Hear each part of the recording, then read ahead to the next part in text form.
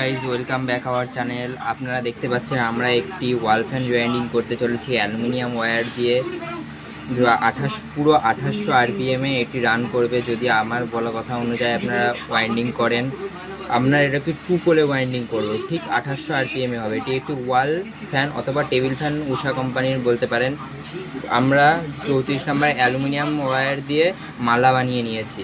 আমরা যে রানিং কয়েলের জন্য 450 টান দিয়ে দুটো মালা তৈরি করে নিয়েছি এবং এই মালা